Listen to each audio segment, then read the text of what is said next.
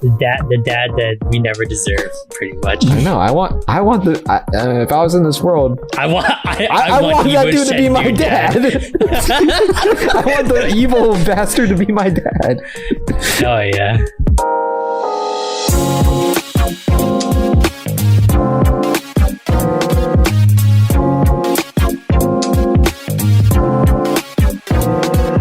What is up, my shonen anime protagonists? This is the Weeb Power Hour, a roundtable discussion on the latest topics and news in the anime and manga world. I am your host, Lance, and with me are my panel of shonen supporting characters. We have the hot-blooded rival himself, Peter. Shine! We have the childhood love interest, Matt. What the fuck did Peter say? And the old man mentor, who will probably definitely die by the end of the series, Kai. Yugi! Kill that son of a bitch! Shake it like a Polaroid picture. So we're recording the day after Halloween, so I'm hoping everyone had a fun time considering COVID is a thing. But I have a feeling probably not. Yes, it's a thing. How was you guys' Halloween? I spent it with you guys, I think. Right? We watched anime. Like yeah. Like the weebs we are. Then yeah. I think it went perfectly in that case. When it's not COVID, do you guys like pass out candy, or what do you guys usually do for Halloween? I don't like people near me, so that's a big no. That's a huge no. Okay, fair enough. Well, I asked because actually I came across I did a little research on Halloween in Japan, and it's actually a lot different than Halloween here in America. Yeah. Kai, did you ever I guess celebrate Halloween when you were in Japan? Yeah, I went to the club when I was in college. Like, Halloween in Japan is for, adults. Halloween in America is for, kids to, go trick-or-treating, have a good time, eat the candy. Yeah. In Japan, it's to dress up as a hoe, like a slut, whatever you want to be. Because Japanese people, usually they're very, conservative. They don't show their skin that much, they don't wear super short shorts.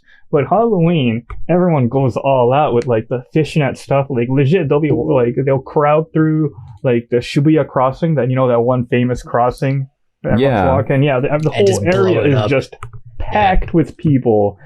People doing Where's Waldo, or all the friends doing Mario characters, and then there's legitimate fishnet, whole body fishnet, bunny, Playboy bunny girls, and then you can literally see their tits, and I'm like, is this Japan? Where are we anymore? Man, if Halloween is celebrated like that, Papa's in, baby. I'm there. Yeah, so in Japan it's not really about not so much about kids going to houses getting candies. In fact, they don't really do that a lot. None of them. Yeah. What is candy? It's more about just the spirit of dressing up, and especially in the otaku culture, it's big on showing off your costumes. Often, of course, sexy anime characters. So that's definitely one of the big topics in Japanese Halloween. Isn't it also the Japanese will feel like it's rude just to knock at your house just to ask for candy? Isn't it just very, that's really weird. I feel like we're maybe the only country that's it's okay just to fucking just go house to house and beg for candy. I mean, when you think about obligated to give it to them. Yeah, it makes sense. Just the very culture of Japan in general is you don't really want to impose yourself or bother other people, especially at their own home. So it really just doesn't make sense for you to be knocking on doors asking for candy.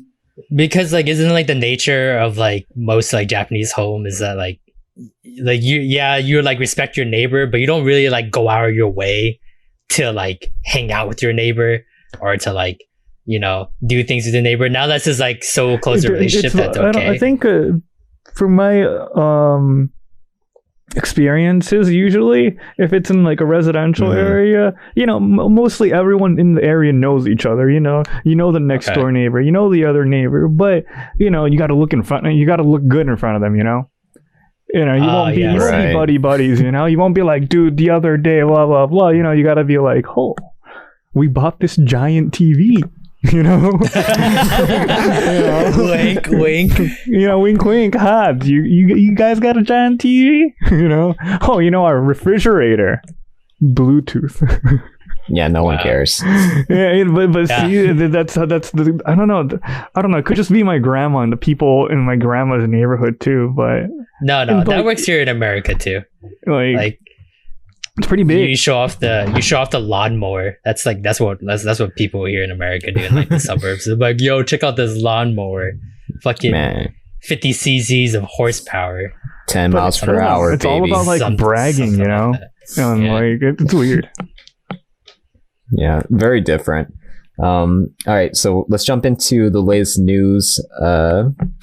So for today, we have actually, I was interested in hearing from Peter your thoughts on this one. The Quintessential Quintuplets author is recruiting a new assistant in preparation for the new manga series that he's going to be releasing. For those who don't know, the Quintessential Quintuplets is primed for his second season to be airing next year, I believe, early next year. The manga has already concluded, so Negi Haruba, he is getting prepped for the next project, and this is something that me and Peter have followed very closely, his work in Quintessential Quintuplets. Yeah, I mean, I think I introduced you, right, to that manga. This might be like the first manga that you and me have followed, bonded over. Yeah, every single chapter we were like checking in on each other like the whole way through. Yeah, I mean, like when I first found it, it was at a point where like rom-coms were like I wouldn't say dying, but it wasn't as prominent as there weren't too many standouts, at least as far as I could see either. It was because isekais were like such a thing, such a fad that it's still going. Like I can tell you right now, like in the past week that I've like read like new series. I think I read like maybe 10 new series, and I like 8 of them are isekais, just because I'm like so into the isekai trash now. I think it's slowed down, but we're still very much in the isekai era. But this is like one of the few ones that have gotten so big since like Nisekoi. That was like, wow, this is amazing. This is like, it's still, I know people don't like the like harem aspect of like, the MC's got to pick between 5 girls, but the MC is a fucking like a puss bag and he can't like choose who he loves and stuff like that. But it really felt like, especially with this one, it had a lot of potential to break that mode. Unfortunately, unfortunately, the execution at the end didn't meet what those expectations I just like stated. Yeah, we talked about this a lot. I hope you learned from it. Yeah. So I do think, like looking back, this has to be one of the best like journeys I think a manga has had for especially for the harem genre, that I really, really enjoyed. The ending, it didn't quite stick the landing at the end, but looking back, I'm really excited about what Negi's next project is going to be, because he knows how to tell a story. He knows how to balance really likable characters, and I don't think I've ever seen someone so ambitious as to actually like outright say that he wants a harem and he wants all the girls to have equal weight. You don't see that too often. I mean, I think that's like the new thing to do now for like your hard rom-coms. It's like this like notion that like it only has to be the one girl that is like a cut above the rest kind of thing. Right? I think we're kind of done with like the childhood friend tsundere always winning at the end. Nisekoi. That I think now we're starting to see, like we talked about this one too a lot, Bokuben, We Never Learn. We like that, to me, I think now set the bar for what execution wise for a harem rom-com to be. What to like look Quintessential for. Quintuplets was like so close to it, and it could have been at that level, but I'm hoping like his next rom-com, because I'm assuming it's gonna be another rom-com. I hope so. Who knows? Maybe it could be a shonen action. I mean, it wouldn't surprise me, because some of these mangakas are like they switch genres so quickly. But most times than not, if you're famous for a certain genre, no one's gonna pay for you to like be somewhere else other than like in your lane genre. Right. That's why you never see many crossovers. Or when you do, that mangaka has to be like rolling in money that he's okay, super like, confident in the next couple months, or like he's so big that like whatever he does is going to be amazing. But there's not that many of them. So all right.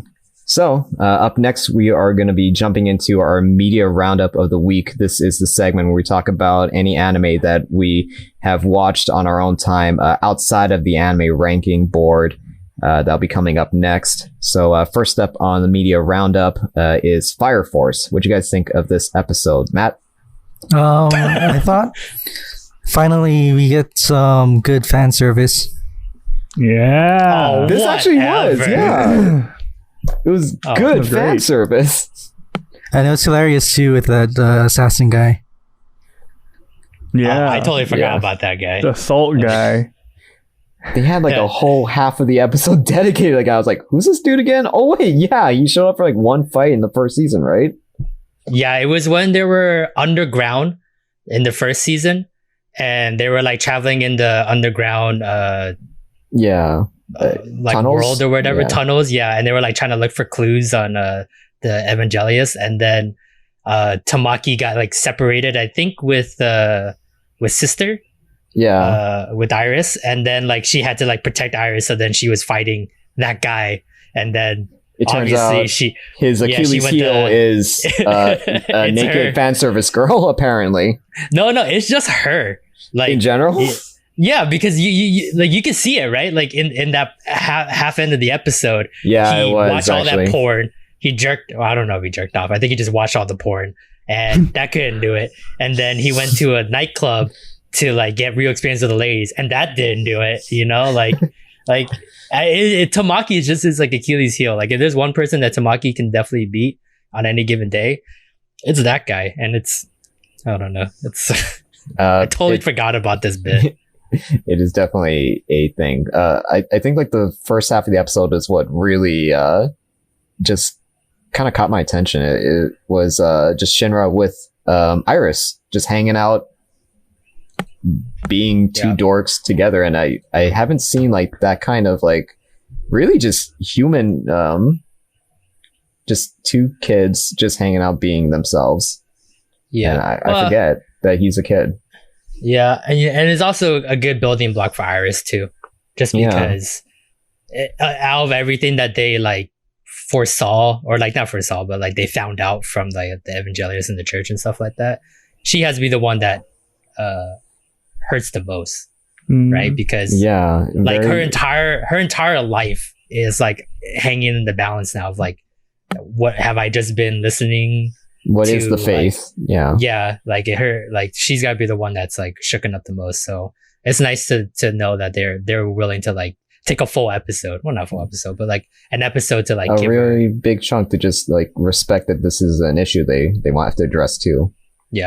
And then they ran out of material, so they had to fucking fill it in with that bit, the other half of the episode. I liked it though. I liked that bit. It was good.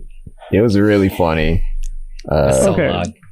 So like I take notes watching animes nowadays, and I was so Iris is on his shoulders, right, on his back. Yeah, and it's like a cute moment, and then I'm like, there's like it's a shot of Iris's face, and I'm like, oh, she's cute, but I'm like, they're kind of crazy eyes.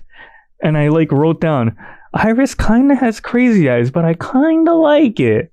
And then I play again, and it's the girl.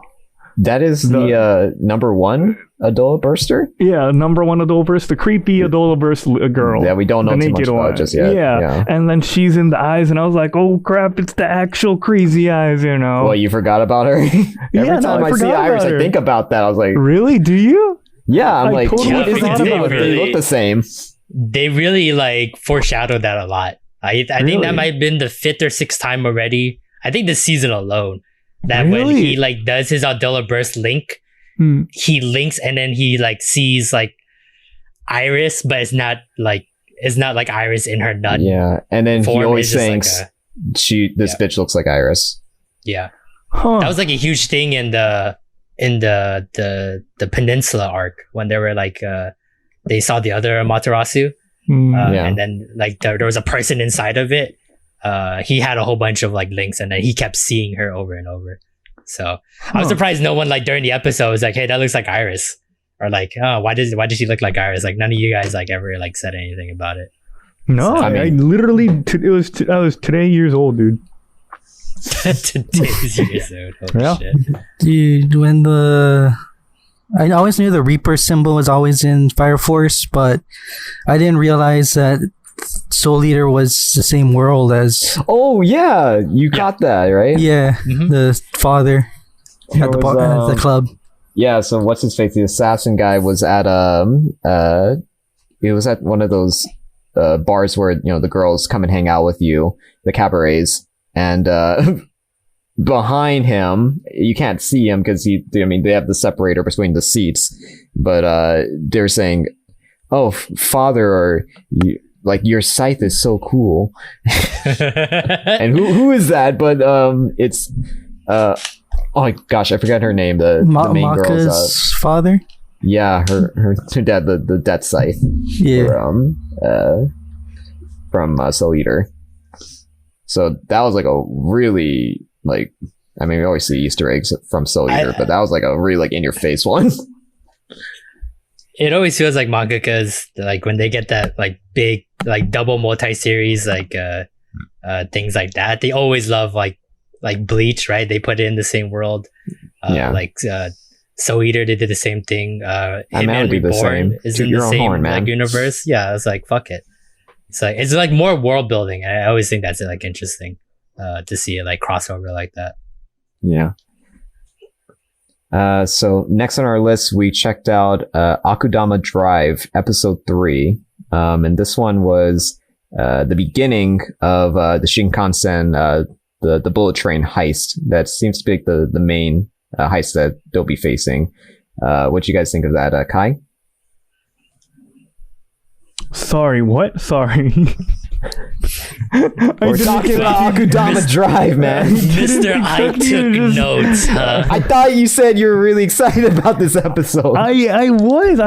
I don't know. I honestly just like how pretty it is. It's so aesthetically pleasing. And Should play personally, because I Danganronpa. haven't played Danganronpa, and you guys see all the references into something, and I'm just like completely new to this world, no idea what's going on, and I'm just like, that's pretty. So Like, you're just I like love- Iska from Last Crusade at the art gallery, and you're just like, oh wow, it's very pretty. No, see, I like the hair. Personally, the hair gets me a lot. From the Akudama? Ordinary Girl? Yeah, all the hairstyles in Akuduma Drive. Well, I like their eyes, and that's Okay, their very, eyes too. Well, very okay, so Danganronpa basically everything eyes. about their character design is like pretty tight. I also like their like cityscape and how there's like holographic stuff just popping Yeah, out. you like the the setting in cyberpunk. general. Yeah. It's in general, it's really cool, and I don't know. I guess I'm just excited about that more than the story. I guess I could care less about the story personally. Well, I thought it was a pretty good episode. That was good. It was good. It was a good episode. This one established Ordinary Girl's her utility, her use.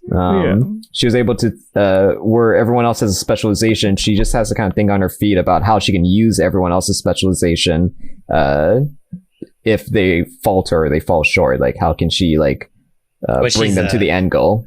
Yeah, she's the glue, right? She's Yeah. pretty much like the only thing keeping this like group together. Because obviously they all They're all are, like, dysfunctional. big, multi-villains except for one, and they all want to like do their own shit. But she's the one that like keeps it together for Yeah. whatever reason.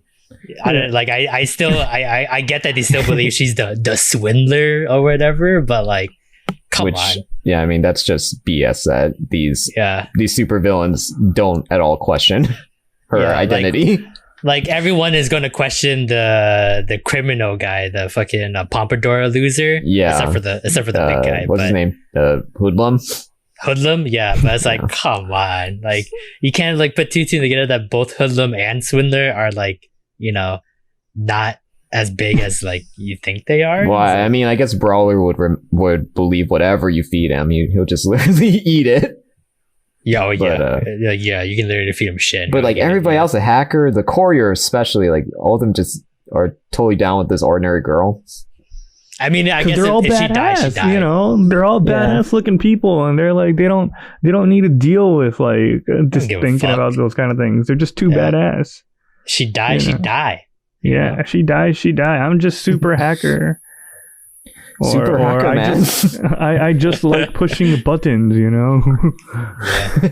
I just like driving into small holes to take a package from point A to point B. Yeah. They're just badass people. Giggity. Yeah. So it was a really good episode. I'm excited for the next one. Anyone else watch anything they want to mention at this time? I know Peter, actually, you and me have been watching Danganronpa 3. What do you think of that so far? I think we're halfway, a quarter of the way through now. No, we're halfway already. We're already on episode 7 on each season. Yeah, we're halfway. Yeah, man, you know what?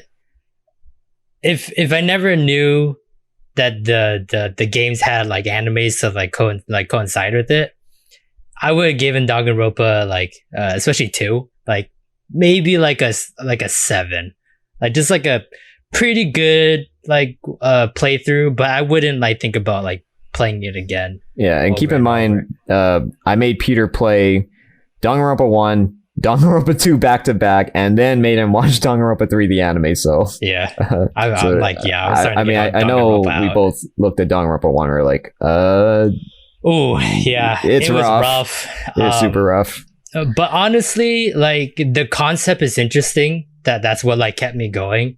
And the fact that like the anime solidifies that and then even takes it a step further, and just the animations in general look so nice compared. It's actually to quite good. Yeah, it's a rather nice looking anime.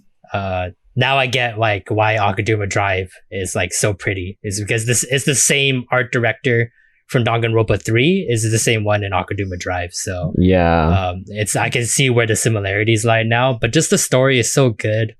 The characters are like so vibrant, and there's so many like weird people with probably some of the most stupidest talents I've ever heard of. Like I'm the ultimate high school president. I'm like, dude, you're fucking 29, dude, and in high school, let it go, man. The glory days are in the past. Yeah, dude, you're just a salary man now. Fucking get over it. But like, yeah, it's a ride, and like, I remember Danganronpa 1, and you pointed this out when I was like playing through it, and you were watching me, right, that I could guess like the tropes and like the next like big twist that was gonna happen. Yeah, pretty easily.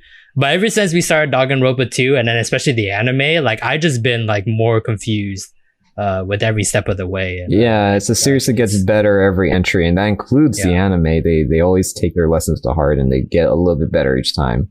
Yeah, so I'm excited to finish that and finally play Danganronpa 3, the penultimate Danganronpa. I do think it's the very best of the game, so I'm looking forward to what you think of that one too. Is the anime for Danganronpa 3 and the game like the same thing, or is it like a sequel prequel type of thing? The Danganronpa 3 anime is actually it's a sequel to Danganronpa 2. So instead of make a third game, they actually made an anime to complete the storyline and fill up all the little plot holes that they might have had along the way, because they had a lot of plot holes that they just kind of skimmed over, like, oh, this thing happened because reasons, and then Danganronpa 3 they actually explain, okay, this is what really happened and why this went down the way it did. So I think in a way, like, this kind of story probably couldn't have been told in a video game. It needed an anime to really be communicated.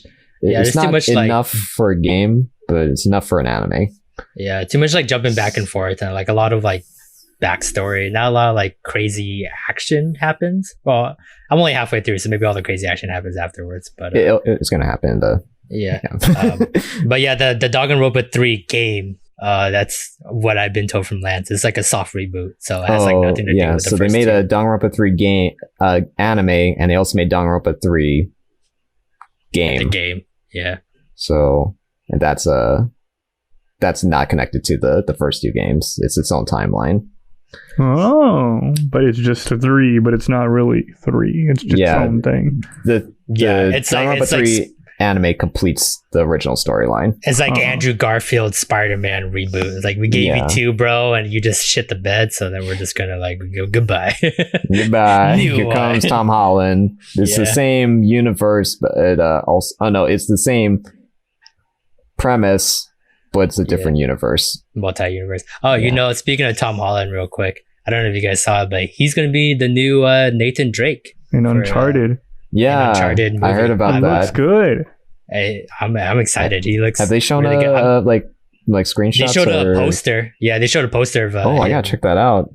Of him like standing in the Nathan Drake outfit. I'm assuming this is like obviously like very first like Nathan Drake, like very like young Nathan Drake, and I'm assuming they're gonna like do a trilogy, maybe even 4, and then like Tom Holland grows up.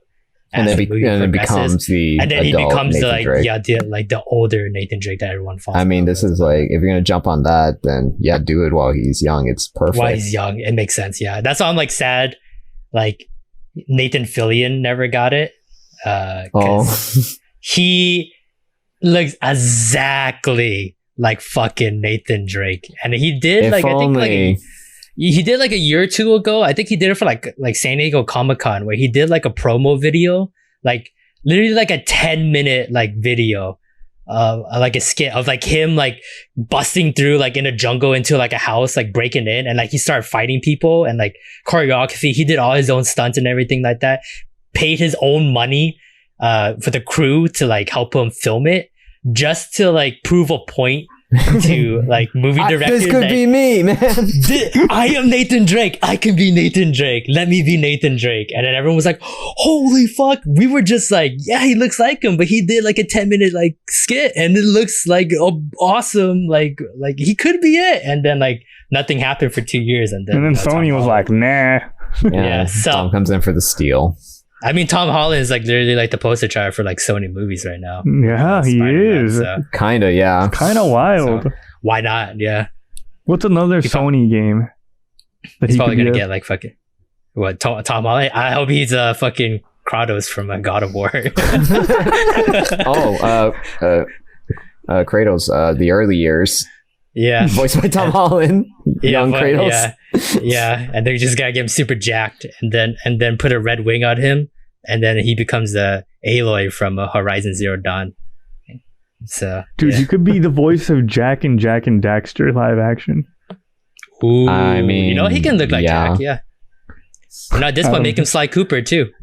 I'm just thinking of like Spyro. Sony. Hold on, we're getting distracted from anime. What does Tom Holland have to do with anything with anime? He probably likes anime, you know? He doesn't. Yeah, he's probably a big Sword Art Online guy. Just no, like don't me. say that. Well, just because John Boyega fucking is a huge like Sword Art Online. He fan. is, dude. I'm a fan of him now. I remember like interviews. He like talked about anime for like fucking like 20-30 minutes, and the interviewer was like, dude, yeah, he loves anime. Stop? I knew he likes anime, but I didn't know he wasn't Sword Art. All right, I think he is. Don't quote me on that. All right. I'm sorry, continue. All right, continuing. We are moving on to our Weeb top 10 ranking board. So this is where we review the 10 anime that we chose for this fall season, and we rank them in order of how their episodes performed this week. This is week 5. And we have a very interesting upset here for the bottom 10th place. Is this the first time that Climbing Girls is not 10th place? We have our Last Crusade, or The Rise of New World, taking its most prestigious place at the bottom of the list, number 10. What did you guys think of this episode? We kind of already talked about it as we watched it, but it was. It's just garbage, dude. Like, sorry, like that's a strong word, but like it's garbage. Garbage. I actually feel like I had more fun watching Sword Art than this knockoff Excuse brand. me? Excuse me? I Just will a go little on bit, record to say it was okay by a little tiny Excuse minuscule me? margin, but I will say in my Not heart of here. hearts that Sword Art was better than this. It is bad. Dude, I'm gonna Starburst stream you, dude. Starburst. How can you compare Sword Art to this? Like, it's so boring. Like I don't even know why they were in the casino in the first place this week. It was to blow off steam, dude. It was before to a blow big off mission. steam because they worked so hard doing God knows what. Nothing, Has exactly. They anyone didn't done even- any work except for Iska so far? Why was Boss at the casino? Why was oh sorry, She works very hard they're on fucking the dumb paperwork. names. Why was Miss at the casino? Why was Jin Yeah, with an what are they H doing? at the casino? I looked that up. Jin with an H is not a real Yeah. name. Yeah. I don't know. Yeah. I don't know, man.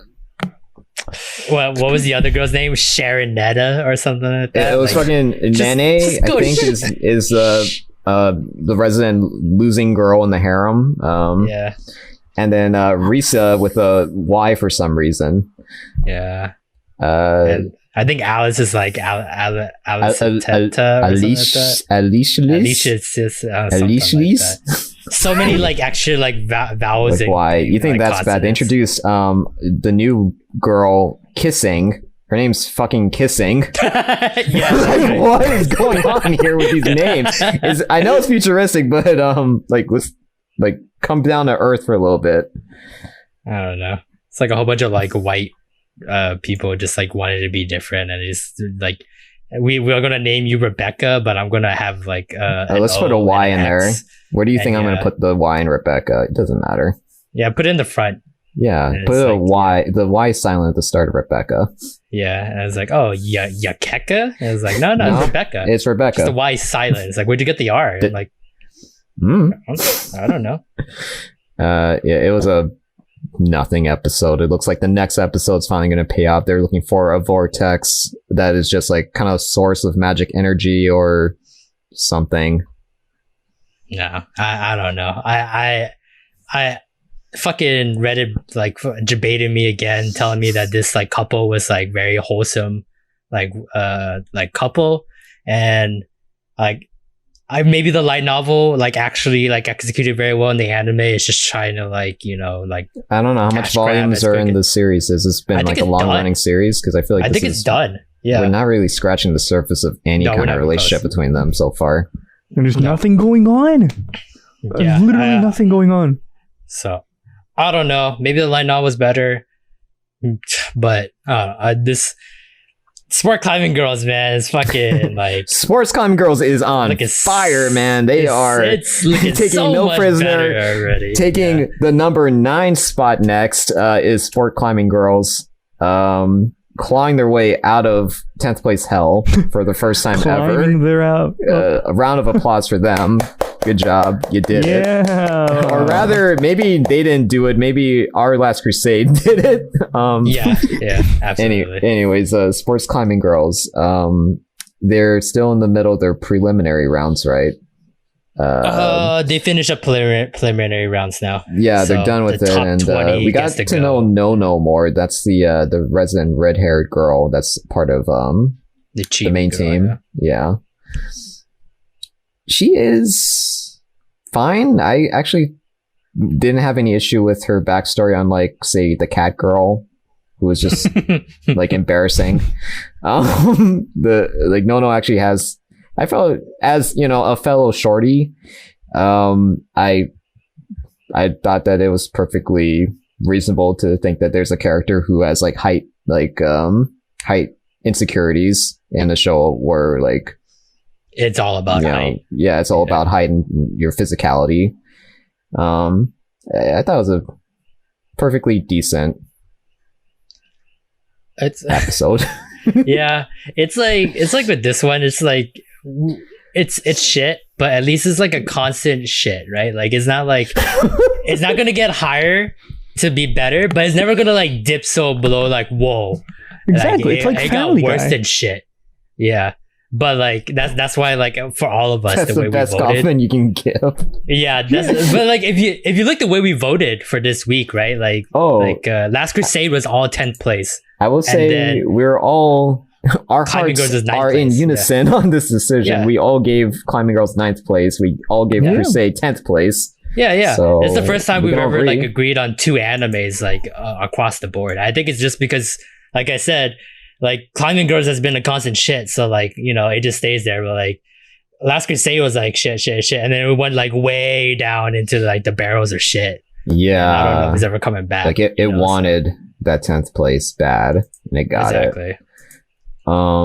Okay, so moving on to 8th place. Another one actually we are pretty much in agreement with. Close, Yashahime, Princess Half Demon. So that's the Inuyasha sequel.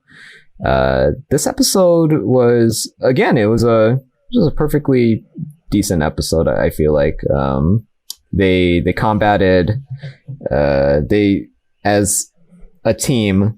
They have now combated together a demon in the feudal era. It was, I believe, one of the minions of the current like big bad of the feudal era. The big bad 4.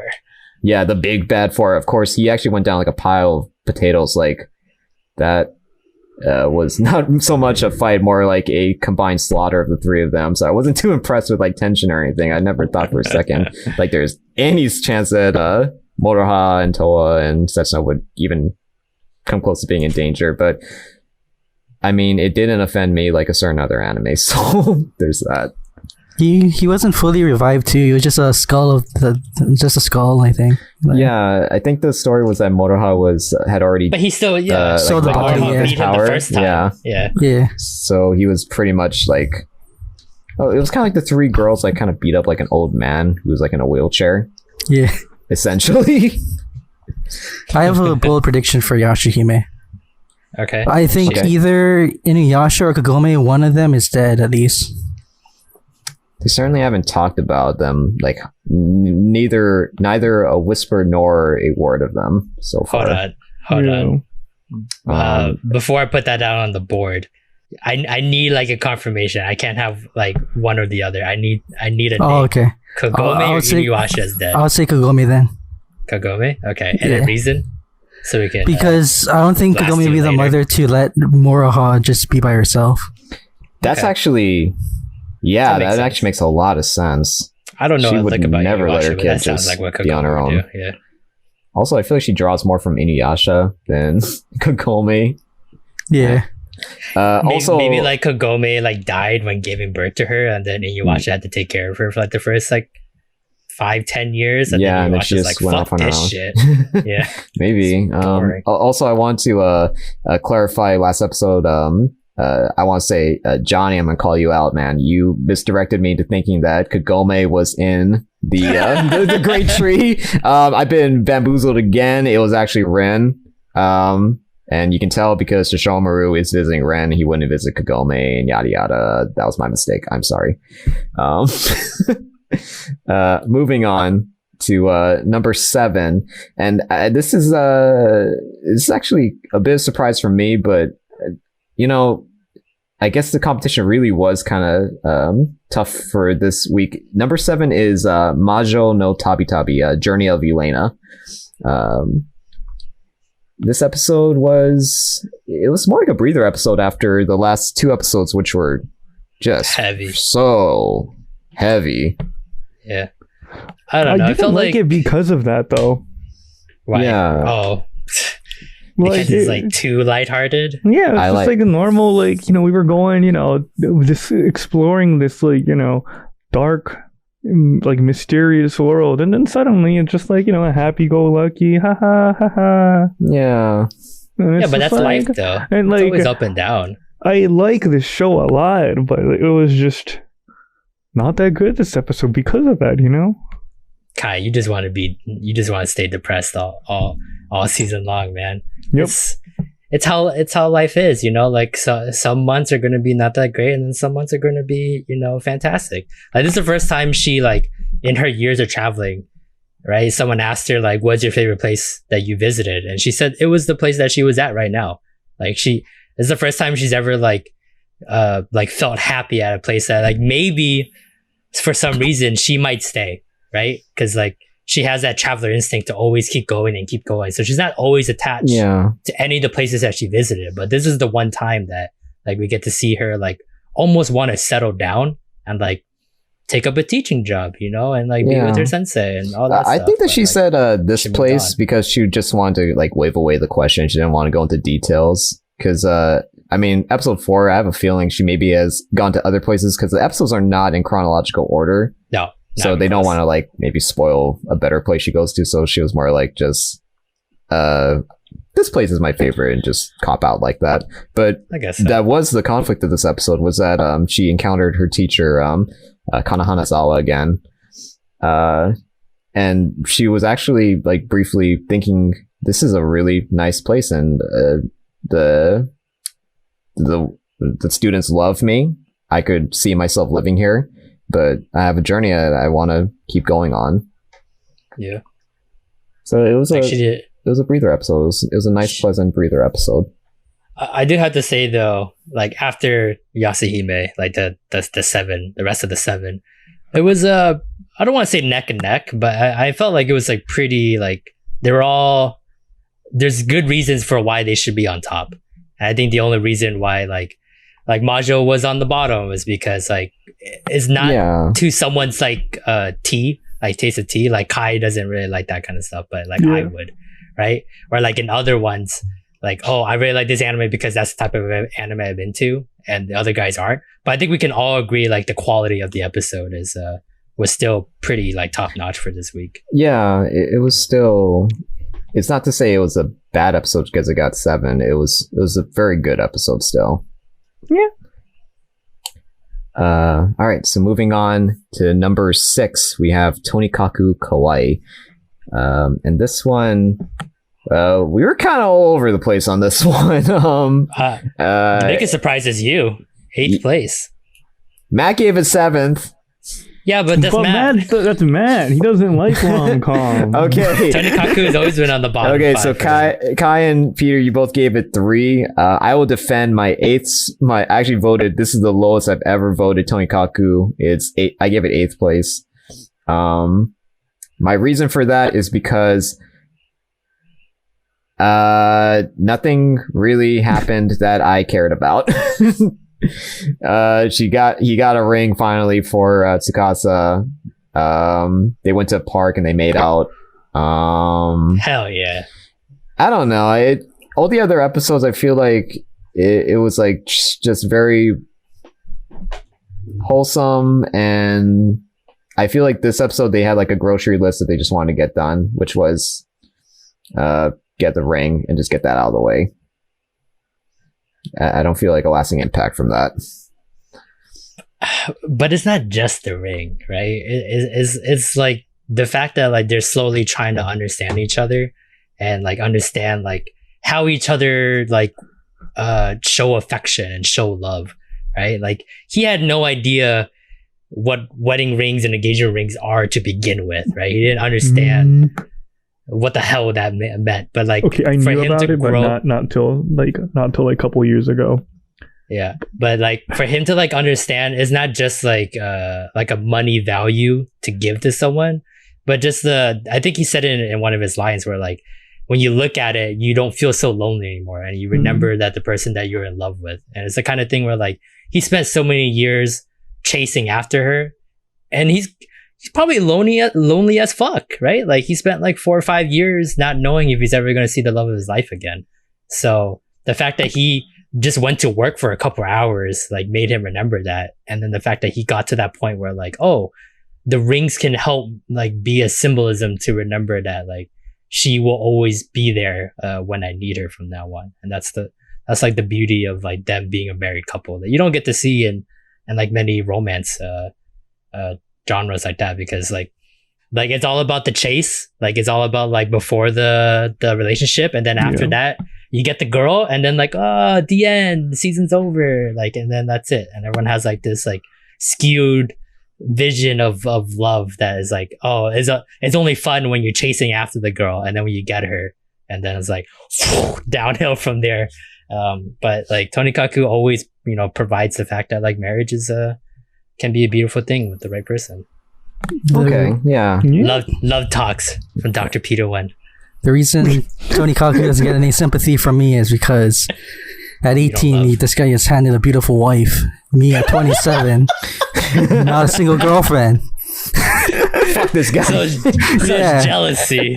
Yeah, that's why he's always ranked number 7 for me. It's always gonna be 7. You hate the normies. That's what you just said.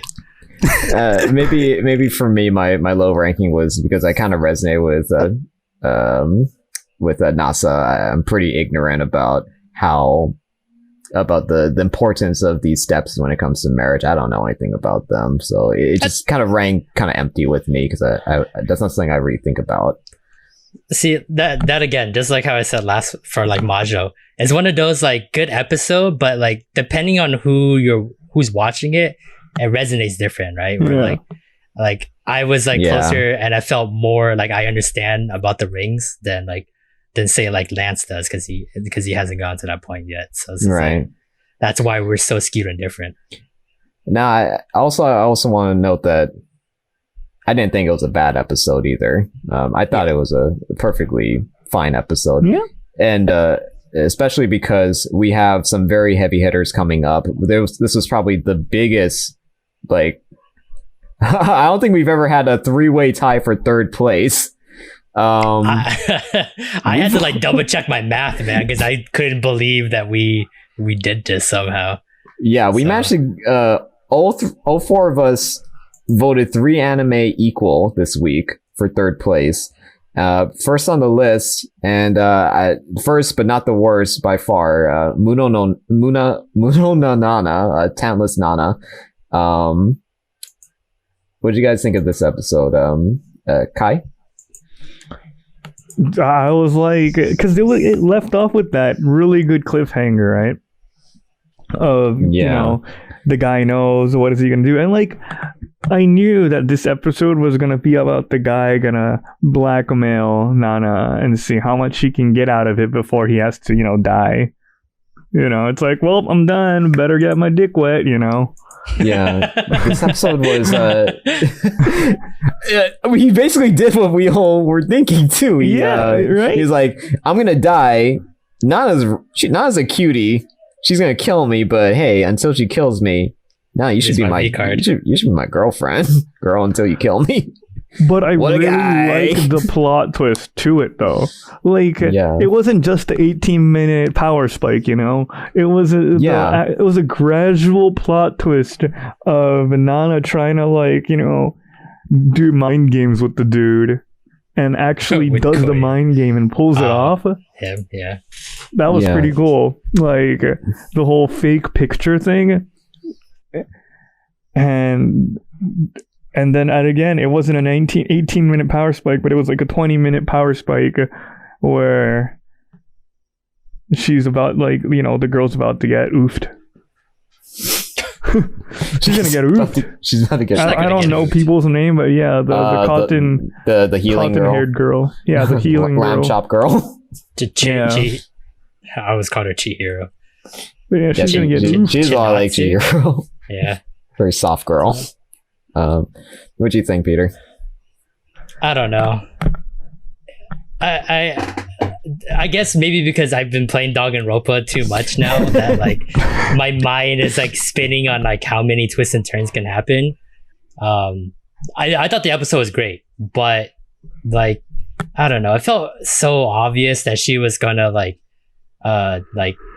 fake a picture. Like, cause she was gonna like literally watch him and how he produces the pictures and then figure out how to like produce the pictures on her own time to trick him. And then like obviously like she tricked him. What a dumbass too, by the way, to like show how you take the pictures by literally just like leaving it there, just like putting your hand on top of it. The confidence you must have to literally reveal your whole hand to this girl who you know is trying to kill you. Yeah, like I know you're gonna die someday, right? Like because you can't like fix the future or like change the future. But like, man, like can you at least like make it into like next week? Like it doesn't have to be 10 p.m. the next day. It could have been like the next full moon, right? Like it could have been a month from now. And then he would have been slaying that puss for a whole month before he died. But motherfucker just decided like, here, let me just show you how I do it. And then like she started doing her detective work to put two and two together. And then, I mean, she got him at the end. I was like, oh, well, I mean, because you're a dumbass, dude. You deserve it. Dude, another thing was the beginning of the day in the morning, right? The dude is like, you know what? But I'm just not going to leave this room. I'm going to just stay here all day. And, you know, nothing's going to happen, right? And then like halfway through the episode, he's like, all right, you know what? I'll go to the shed at 10 p.m. It's because he bought her a lie. Like she spoon-fed him a line. He just bit into it that it's just like, he would beat her in the end. Hold up. Like, no, man. Like, it's so dumb. It's like, wait a second. The picture literally said you're gonna die. Like, that's how cocky this guy is. He's no fear. Big dum-dum, dude. No, but the reason he left to go to the shed was because he took that other picture from her body. The picture that showed that she was dead in the same shed with the same rope that he was supposed to get so he's convinced that it would end with him beating her. Exactly. That's why he's a dumbass for just fucking sleeping out wide in the open. Left the room. He's just a dumbass. There we go. Dude, wasn't he an actual smart guy, but then he realized he can't change fate, so he became a dumbass. Well, except for the end. I mean, if he knew he was gonna die, so at least he like taped that picture to his back to like, you know, get the last revenge kind of thing. Yeah, I actually like that. I like the it wasn't like how you said, Kai, it wasn't just an 18-minute mark there's a attention spike. It was pretty consistent throughout, and each time I thought like, okay, it's settled. Like Kyoya or I guess lamb chop girl would just they would pull something that would like surprise Nana, and it was just kind of a constant like surprise after surprise for the whole episode. So yeah, I think this is probably my favorite episode, I think, so far of Muno no Nana. Of course, as we see in the chart, like there are other episodes that occurred this week that we ranked higher, but it was a really good episode. I wish Michiru, by the way. Just put it out there. What, I wish Lamb chop? Yeah, Michiru. Lamb chop. Okay. Yep. I wish that blondie guy would have gone full degenerate at least, instead of just going to sleep. At least try to get some action before he. I'm glad I'm not the only one who thought that. Exactly. I don't know what you could do. Like, this show is already about killing people and shit. Why didn't they just like just give him the smack? You know, give the oof to her. You know. Look, if we're gonna go like that kind of dark place, just go there.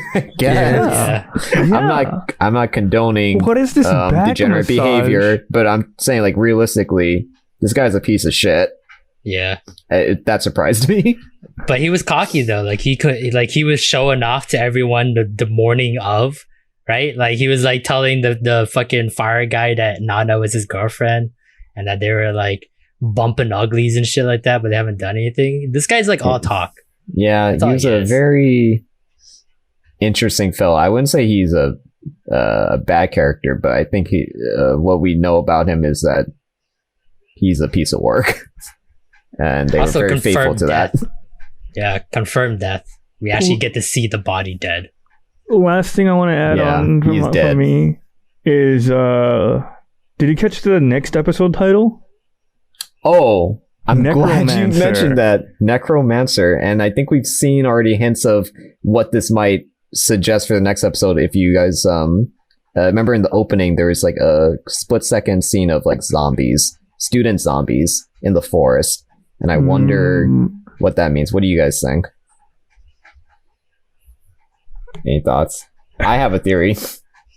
Let's hear it. Go first. So Lamb Chop Girl was trying one last ditch effort to save Blondie's life. He's like, there's a doorknob, but she was trying something and we don't know what it was. She said, just leave me alone, Nana, I want to try something. So Nana leaves. And then we go back to her and she's like, it didn't work. but I think that not only can she bring people back from fatal injuries, I think she can actually raise the dead if she tries hard enough. And she's the one who's going to be necromancing. Oh, see, my thought was different. It was the fact that like this school is bogus to begin with. That like obviously they've done this before where they bring kids in with powers and they kill them. That they just have like a fucking graveyard of like all the kids they killed. Out in the back in the storing forest. all these bodies. Yeah, and then somehow maybe he's Michiru, maybe he's another kid because obviously we don't have all the kids' a lot of kids we yet. haven't seen yet. Yeah, that somehow, some way, someone's gonna accidentally activate their powers on this graveyard by accident, and then all these fucking dead kids from like years past will start showing on up. And then we're Walking Dead all over again. Yeah, I guess like the dicey thing about when you introduce zombies into stories is very easy for the zombies to take over the narrative and start turning it into something else. So I'm wondering if the zombie thing's going to be like an epidemic or if it's maybe just a gimmick for an episode. I hope we're just reading it wrong altogether. I don't need zombies. Like, yeah, I'm not okay interested in like zombies. I'm interested in the psychological like warfare. Yeah. I wasn't thinking zombies at all. I was thinking that they're gonna be able to raise the people that that died. Like so far. Just straight up. Necromancy doesn't just mean zombies. It can mean talking to the dead too, or something like that. I don't know. Well, it's just he can the opening and the ending has all the characters in this school. And dude, the fucking the first kid, dude, he literally had like what? 16-minute screen time, and that was it. But, dude, I feel like that's just a nothing scene. But you gotta remember though, I think it's the opening. At the end of the opening, there's only like 6 kids left. It's Kyoya, Michiru, Nana, the glasses guy that we haven't like. He looks like a teacher we have not met yet. Is he a teacher? No, it's like a young kid in like a suit. No, I mean, he looks like a young man in a suit. He's not dressed like a student, though, right? Isn't he the guy next to Nana? He's a student. Is he dressed like a student? I thought he was a teacher. Yeah, here, I'll fucking put it in our text channel right now. Oh, that's the wrong one. Sorry. Hold on. That's the wrong number. It's this guy. His name is Jin. I'll put it up on the screen for YouTube. Yeah, this guy is also at the end of the opening. So him, those 4, and then there's like 1 or 2 more kids. I forgot, but they're the only ones that show up at the end. Yeah. Oh, okay. Well, then fuck my life. Then who cares about that kid? But yeah, those are the only ones left. So like, Nano's dead, dude. Give it up. Every week you're like, when is Nano coming back? He's dead. I think that was seen as like the key players who are going to live the longest. Icy Hot, I guess, are going to live the longest. It's a teacher too, man. Yeah, but he wasn't at the very end. I don't think teacher's important. All right. So, okay. Once again, we talked about talentless Nana way too long again. Tied. Our second tie for third place, Dragon Quest. I'm really happy with this episode. I think this is the episode me and Peter have been waiting for. Finally, like the stakes have been raised high enough that they can leave the island. Pretty much. Peter, you gave this first place because this is the classic, shonen 90s 2000s like feel that we have. Like it's just like we're finally unlocking the rest of the world. Like we get like his motive, his backstory, like his reason to fight and like do everything that we do. I mean, like for most of us here, we play RPGs. This is like the bread and butter of like JRPGs, right? Like we get to learn this kid, we get to like connect with him, and then like want to go on this journey with him and hope that he like obviously defeats the Dark Lord at the end. Yeah. And like it's simple, it's done before, but I mean like fuck, man. Like it was good. I cried. I actually felt like it actually made.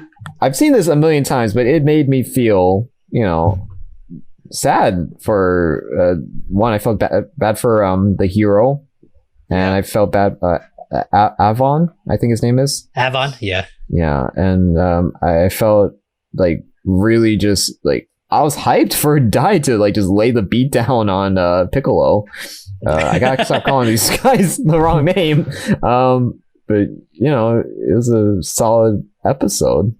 Yeah, and like just like an extra to go along with it, not just Dai, because obviously like we get to see like his mark, whatever, like because Dragon Quest all have like all the heroes always have like a mark that like shows like they're like true heroes and stuff like that, and like it was gonna happen sooner or later. But Pope, yeah, whatever his name is, I like now his motivation to fight with Dai to defeat the Dark Lord. He may be like going to be a crybaby still, but then now like he's literally like his like last like master's disciple, right? Because Dai only trained with him for like 3 days, right? So that doesn't like truly count. Like loved this man. Yeah, and he just saw like, him with him for a couple years. Killed, like sacrifice himself for Pop to save his life. So I feel like Pop has a lot of motivation too. Yeah, so like his character progression is gonna get like slowly better and better, and like I'm excited for that. And we're gonna pick up the next party member in the next episode. Next episode we're due for it. And she looks like the cute mechanic girl that would be from fucking Chrono Trigger. Oh yeah. So, like, and Chrono Trigger is fucking arcade turn. Yeah, so like fuck man, I'm excited. So yeah. My notes, I wrote that, you know, the Dark Lord guy, dude, he's just standing there, just, you know, arms crossed as the whole shebang's going on. You know, they're talking, conversing, and they're like, no, here, let me give you this, like, necklace. I gotta tell you, know? like, he was super patient the whole time. Yeah, he's just like in the back. The most considerate villain I've ever seen in my life. He was like, given, like, Avon was like, here, a crest. Because you are a graduate of our school, Pop. Let me tell you about how we met and how proud I am of how far you come. And the Demon King was like, you go, man, you go. Well, it's just because he was cocky. Because he's like, there's no way, no matter how much Avon was gonna fucking waste time, he's gonna win. You know? Yeah. So. It's just the guy should have just attacked him. Just been like, you know what? I gotta go for my 3 p.m. appointment. Yeah, maybe Demon King and Blondie would get along. Then they're both like cocky assholes who are gonna get what they get. Yeah, he's just cocky. I did like though when he was like getting his arms back, like he was like getting all like demified his arms going back and stuff like that, and like fucking the bigger demon lord was behind him. I don't know why, but when I was watching that, I was like, dude, this guy's like fucking like Shendu from Jackie Chan Adventures. Fucking red eyes, dragon in the background, just like telling Velmont to go get him his fucking talisman. So I was like, all right, I like this shit. I gotta just say, like, the villains are like likable. Like the bigger bad guy. Like, I've had some pretty crappy bosses in my lifetime. This is the most considerate, nicest, most patient, forgiving boss I've ever heard. He's like, Demon King comes back with like his arm missing, and his boss is like, hey man, you know, you killed Avon, and I'm proud of you, man. So you just get back out there and do your best. I believe in you, man. I was like, this dude got the shit kicked out of him. You're not embarrassed about that? You're like the most evil dude on the planet. But he's like so patient. All these villains are so nice. Yeah, the dad that we never deserve, pretty much. I know. If I was in this world, I want that dude to be my dad. I want the evil bastard to be my dad. Oh yeah. That's a line. All right. Finally, our third tie for third place. The day I became a god. I don't know a thing about mahjong. You guys, you guys go for it. Kai, you don't know mahjong either? Nope. I only know a little bit. You know mahjong? I only know a little bit. I've only played like a couple times, and I'm still really like rusty on like how to actually like move fluently, but I can guarantee you every move he done was either illegal or not even close to a move. Like he literally he played the way like people would play mahjong for the first time without like anyone like telling them the rules. Like they just got like the tiles that look close to each other, and they think that if you do that, then you can you can like get points that way, and then you just listen to other people say stuff, and then you just start like saying the same words they do. Like the very end when he was like putting the sideways tiles, that's like a very like prominent way to win points, I believe. But the fact that he was just like Raichi, like he was sideways like for infinity, I was like, that's not possible. You don't have that many tiles to do that, and you only get to do one. Like, 4 in a row, checkmate. I just sunk your battleship, boy. Yeah, like, what game are you playing, man? I didn't follow any of that because I don't know Mahjong. I could still tell it was a funny bullshit episode. Yeah. I just didn't follow along at all what's actually happening. I mean, it's just like another episode where like it's like Sato's curry of the day, right? Like she's gonna throw all this shit into the fucking pot, and this is the episode that we get. And it's just like her fucking like rules for him to follow were like all bullshit. That was like literally like how beginners play, and they think that's the rules. I was like, yeah, what is going on? And a fucking cougar lady at the end. Oh, cougar lady! Damn, the real MVP of this episode. She was young boys. Man, her thirst was like otherworldly. It was for real. Yeah, it was real. It was like Cocktober for her. That's what it was. Do you think the main character dude is gonna get together with Izanami or something, the girl? Hell no. That's tough.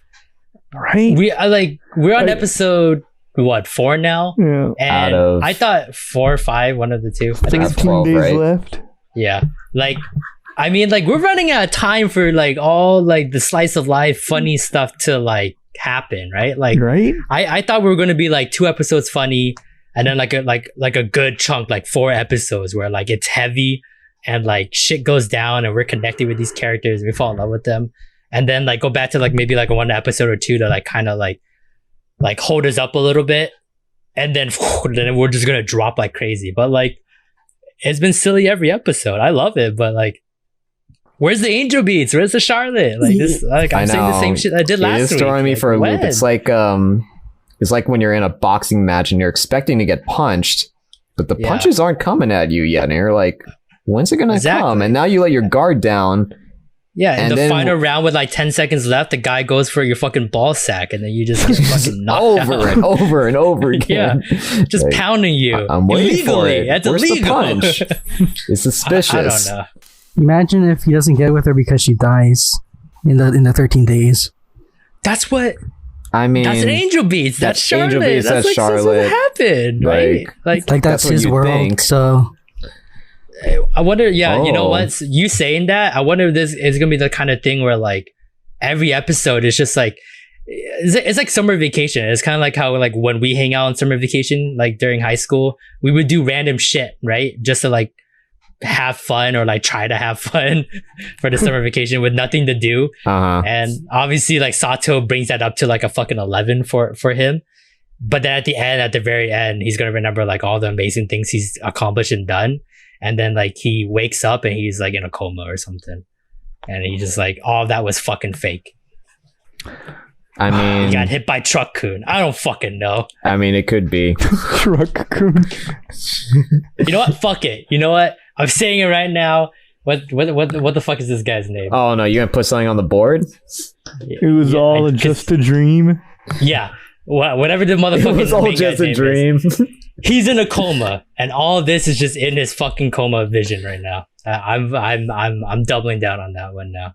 All right. It's probably not going to work out, and I'm probably gonna. But I wouldn't be surprised. I wouldn't put past him.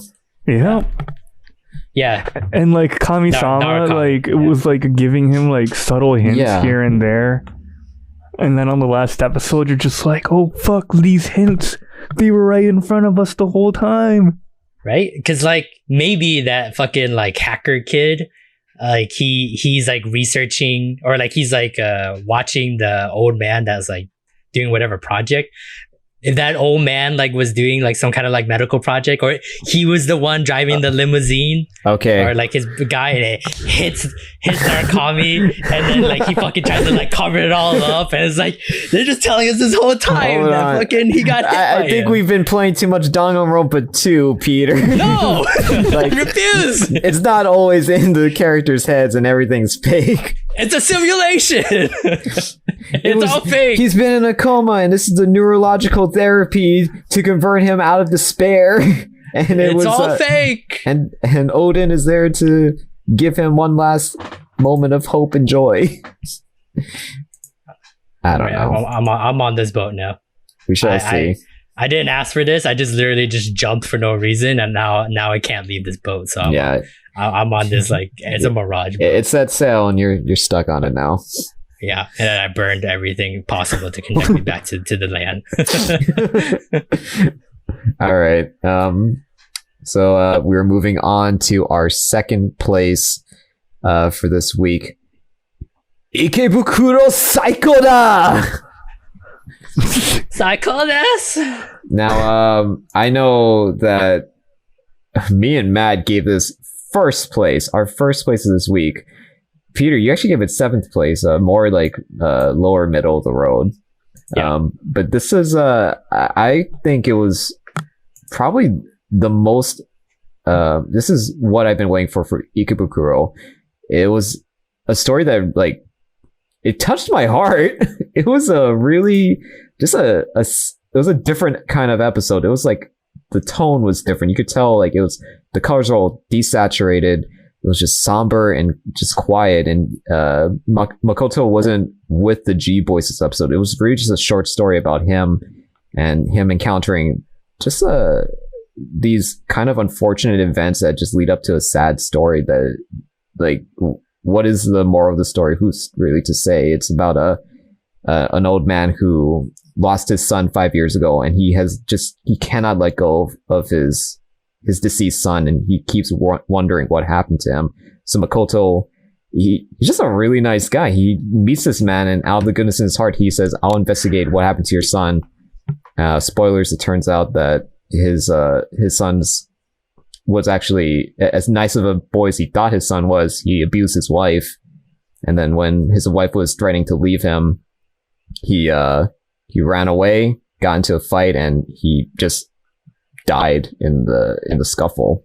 Yep. It wasn't like some like Grandiose, grandiose thing that killed him. It was just very unfortunate, sad circumstance. Yep.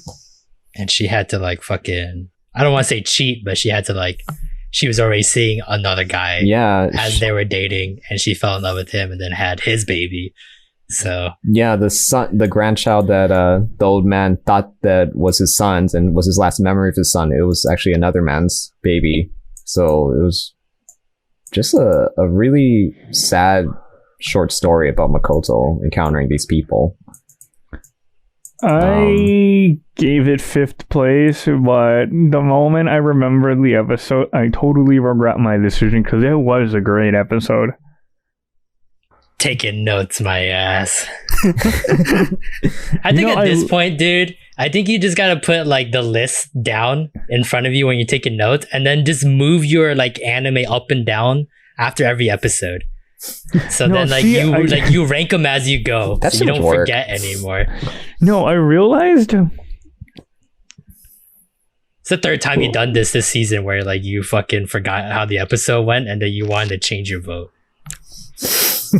I'm just a forgetful chicken, okay? I take 3 steps and I forget everything that happened 3 steps ago. Chicken. That's why I have to write my notes, but then I've realized, like today, I did this today. I forgot to look at my notes while voting. Well, big dumb move right there. You know what? That's a move for me, dog. But I use because like I write these notes for talking points during the podcast, but I'm too dumb to realize. See, I should use this for the votes.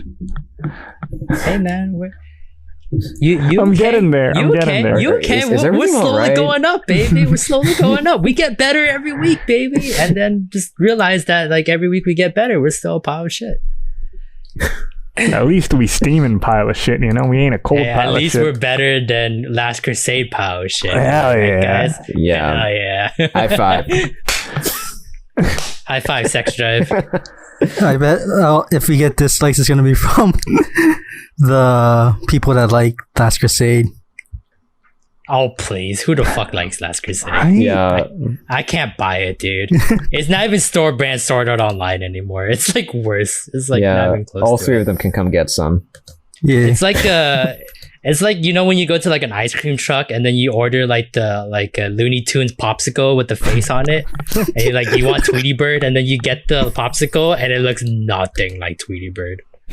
Like the eyes are like falling apart. It's not even the same color as Tweety Bird. It looks like I got hit by a car, It looks like a guy hit by and then they Chuck packaged it and gave it to you. Yeah. exactly. it has like has a roadkill. track marks on it. Kill Tweety Bird. It is rough, man. Exactly. But yeah, the reason I gave it 7th place wasn't because it was bad. It was just I think I just resonated with the other episodes better that I put above it, because I really liked this episode too, and I really think that was like such an amazing thing to show not only like Makoto and like his connection to Ikebukuro, but just the fact that like Ikebukuro alone, it's like a soap opera. Like in any part of time that if you're a part of the city, you will find a way to like be in touch with it or like, you know, be in it. And it kind of reminds me of like the Yakuza games, because I've been like watching streamers do Yakuza. It's just like just a nice Japanese soap opera. Yeah, you follow Makoto, the main protagonist, but the rest of the city and the surrounding, I think it's actually took place in Ueno, so it's the surrounding cities around Ikebukuro. It's just full of life, and there's no matter where you look, there are stories to be told about just ordinary people going about their day, and some of them just have sad stories to tell, like the old man in the story. I had this thought when I was watching the episode. Not many animes have done it, but I remember one. I didn't really like this anime too much, but I know a lot of people did. It was called Sakura Quest. It's about these 5 girls that were like trying to revitalize this very old town by doing like a lot of like marketing work and like trying to like make this small town grow again and like get its business back. I feel like this is like one of those kind of animes where like it really wants to showcase the city. Yeah. And, like, really like show people like, hey, this is an amazing city to be in or to be a part of or like to come visit. So it always, I know it's like part of like a novel that someone wrote, and it's like a really famous novel, but I feel like that was part of his attention, was that like either he lived in Ikebukuro or like he's from Ikebukuro, and like this is how amazing my city can be, like the ups and downs, the craziness and the good times and stuff like that. I see that. Yeah. You should come like make Ikebukuro even better. And I feel like it's like this weird like marketing ploy to like get people to come into Ikebukuro.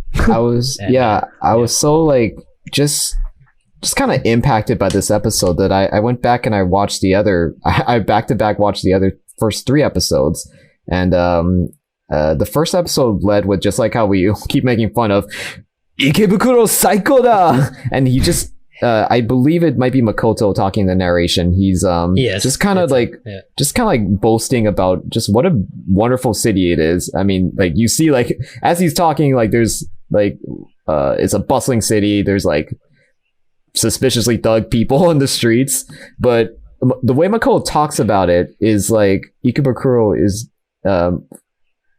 warts and all, it is a wonderful place full of like wonderful people with stories to tell, and that kind of was just like a little beautiful to me. So I'm really looking at this anime in a different way, and I'm very excited for what's to come. Yeah, he's proud of like where he came from. He's proud because his family, he had to been like from there because his family owns like that fruit market shop, and like his mom and usually him that shit's like that shit's like in house for like 50 years or whatever. So like he's been there his entire life and he's never seen probably anything else, and like that's how proud he can be about his town. So yeah, I'm really excited for this anime. So that just leaves number 1 on our list for this week. That is Jujutsu Kaisen, maintaining its first place from last week. It is still going strong. What'd you guys think of this episode?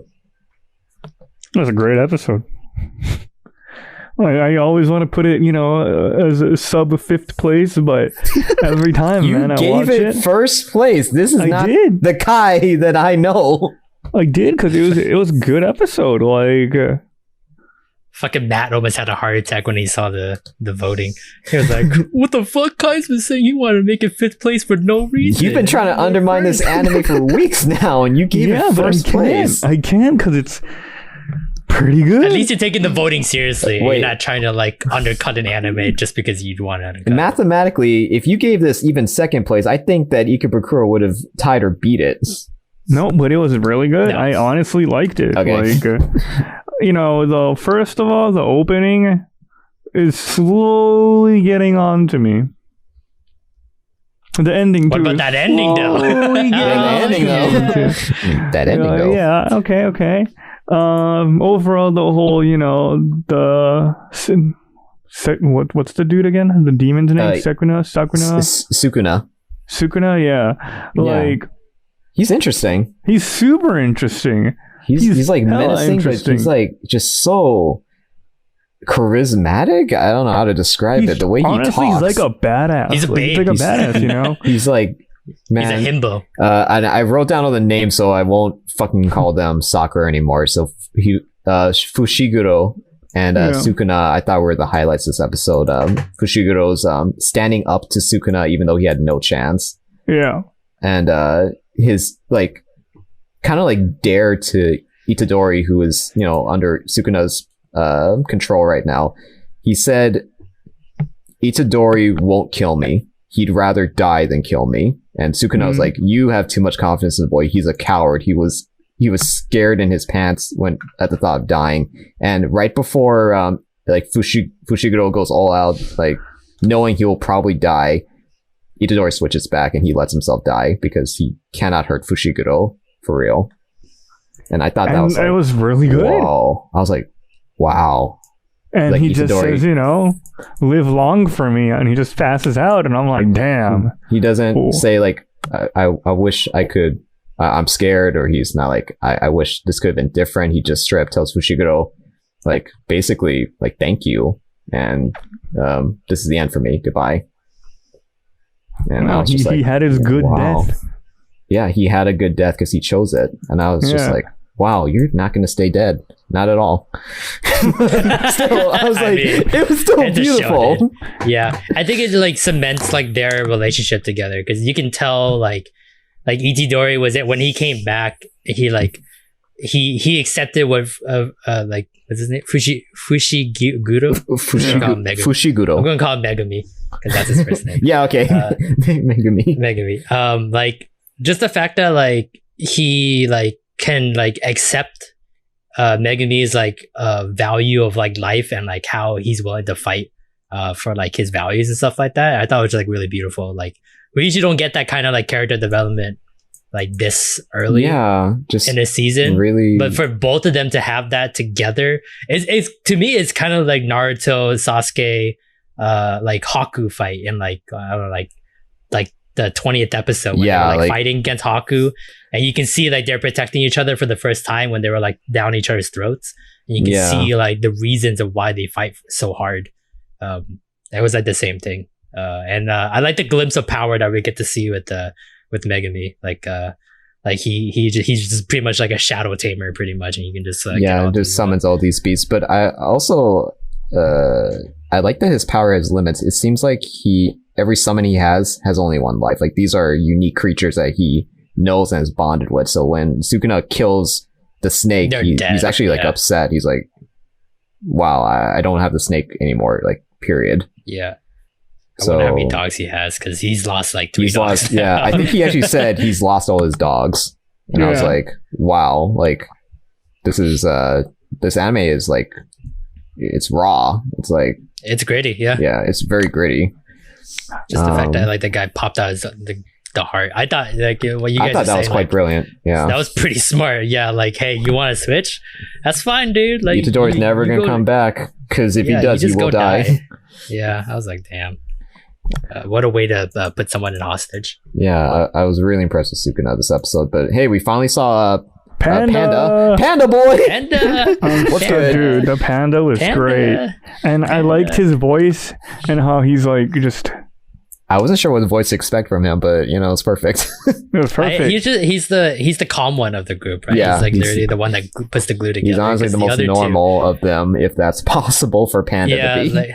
like Maki is like, she's just kind of like a very straightforward, like rude swords lady, and like the other kid like can only say just like says Only speak ingredients. in ingredients for rice balls, right? yeah, but I assume because his curse is like something to do with like voice and talking, that It when seems he that does way. like his curse powers, then he will start talking normally. Yeah, you can see in the Like, opening he has like markings.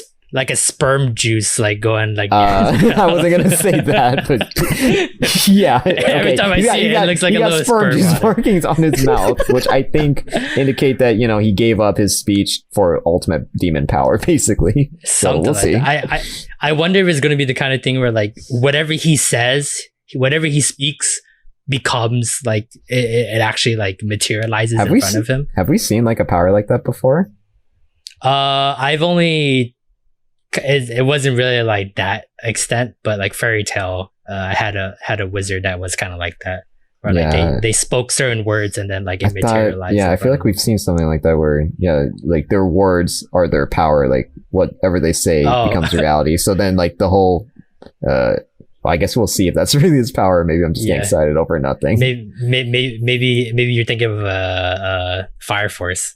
Clap, step, and then he steps. Maybe think of that one. I don't know. Did you guys see the after credit scene? What was it? It was Oh, about the panda talking about he doesn't shower and yeah. he doesn't It was sweat. the silly shit. Oh, yeah. I love those after And they the sniffed little him. credit scenes, Yeah. right? Yeah, and then how he like Febreze himself, and then he's like, "Come on, smell me." And everyone smells Yeah. and they're like, "Oh yeah, he smells good." Yeah, Megami dude. was just like, wow, he smells like sunshine. They were like, sunshine? Like, Dude, I'd what are hug you that smelling, panda, bro? dude. So seems like a huggable guy. Yeah, he's just a chill panda guy. We see Yeah. that a lot in shonen anime. I think Black Clover does the same thing. Like after the credits, they just have like a totally made up silly shit. scene just to have fun with the characters. It's I think it possibly could be. I haven't read like all of like Black Clover yet, but there's always like the 0.5 chapters in between regular chapters, and it's just like either like silly shit or it's just gonna be like, oh, we're doing our character ranking poll for the month, and this is who won. like the little bonus for comas they put with the volumes or something. Exactly. Right? So I'm wondering if it's the same thing where like they're just like grabbing random ones. That must from, be it, actually. from the manga. So It's good though. I love the show. It has a lot to offer. I like it. Yeah. As much as I want it to be fifth place, fuck, dude. And then now it's gonna be some tournament arc, and it's probably gonna be pretty good. And I'm it's always gonna be wanting to put slowly it like going so up. fifth place. Yeah, I thought that was weird. Tournament arc and Itadori is dead. But Well, he's not really dead. But Well- he's not really dead. So But- I think it's Imagine. going to be the thing where they train to get as powerful as Itadori, because obviously he has 3 fingers inside of him now, so he's like ridiculously powerful. But the other 2 have to like match him. try to like close the gap. There's no way they're going to match him, but at least close the gap Mhm. a little bit. So when they do the team battle in a couple of weeks, Itadori comes back, and then it'll just be like it'll be like it's nothing all over again. Yeah, So- nothing ever happened. The fact that, like, dude, I'm assuming it's going to be a tournament arc, right? And then Itadori's going to be a part of it, right? With his 3 fingers inside of him. Wouldn't he just blast the competition out of the water? He's literally Demon Yeah. King. We don't know that. We don't know that yet. Yeah. That's Oh, got me We don't know what the curious. other school's situation is, Oh, right? yeah, Like, yeah. maybe But- they have like three Kakashi senseis over there. They're just like they're just the stronger school. Because our school is like 10 kids. I don't know how many kids are at this school, but there's not that many from what they showed us. Like I'm before, also so- curious what Itadori is going to do now, because he can't obviously he can't keep relying on Sukuna. So is he going to develop his own like unique fighting style that's himself? I'm interested to see what he comes back with and what he does. Like because he can't there was a keep glimpse doing of this. it. Yeah, there was a glimpse of it last week's episode when he had like that. I guess like the Jujutsu like powers like has that glowing aura, and apparently he's the only one with red. So I wonder it's just They didn't really go into has depth too with many it. Like, fingers. when did he learn Exactly. that, or what even was that supposed to do? Just be a powerful I think he's one of punch? those. Yeah, I think he's one of those kind of guys that just innately feels like his powers like flowing through him. He doesn't need like logically thinking how it works. It just happens for him because he's just that talented. Because we still don't know like exactly like what the fuck what is this kid like? He's just superiorly gifted physically. He can he's hella absorb adorable. Sukuna's power without entirely losing himself. Yeah, so like what is his deal? yeah, was Grandpa like in like an original Jujutsu Kaisen? You're really hanging on to sorcerer? that theory. He has to be. Where else would he learn it from? Not learn it, but like where would the genes come from, right? Like he just didn't just like was playing in the playground, playing kickball, and then one day like a demon, lesser demon came by and tried to kill him. He would just like kick the dodgeball right in his face and like ruin his life. Like that shit don't happen. It's Grandpa, dude. Grandpa. It's always gotta be a reason. You know what? I'm putting it on the board now. Grandpa used to be a Jujutsu Kaisen sorcerer, and I bet you he found one of the schools. Stop watching Bleach just because Ichigo's dad is.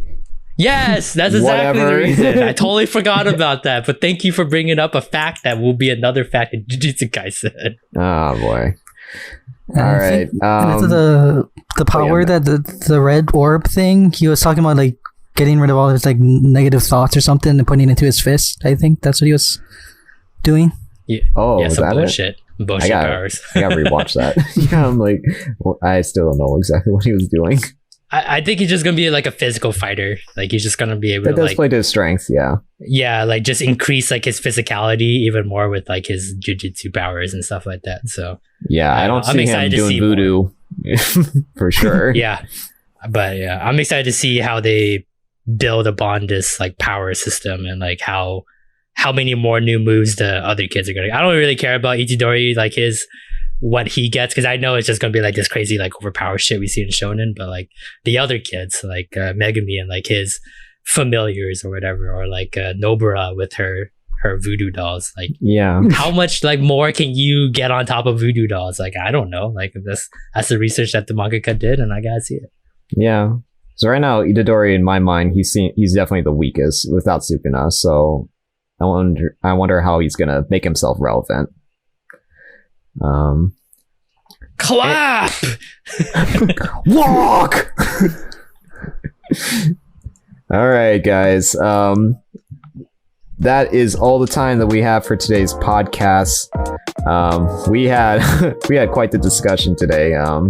But thank you so much for hanging out with us. If you like today's podcast, I highly recommend checking out our YouTube channel, the Weeb Power Hour, for more content. We upload every week. And make sure to follow us on Twitter and Instagram. The links are in the descriptions. If you're watching this on YouTube already, let us know in the comments what you thought of today's podcast and our rankings. If you agree or maybe disagree with our reviews, we are always interested in hearing from our fellow weebs. And let us know if there are any topics that you want us to cover. What kind of underwear we wear. Is flat justice? It is. Oh, God. It is though. What a rhetoric question you just fucking put out I'm there. Just like to let these people know leading you're questions. fucking flat society. Whatever. Non-believer. Shun the non-believer. Anyways, thank you for tuning in. We will see you next week. Same weeb time, same weeb place. Bye. Goodbye. Bye.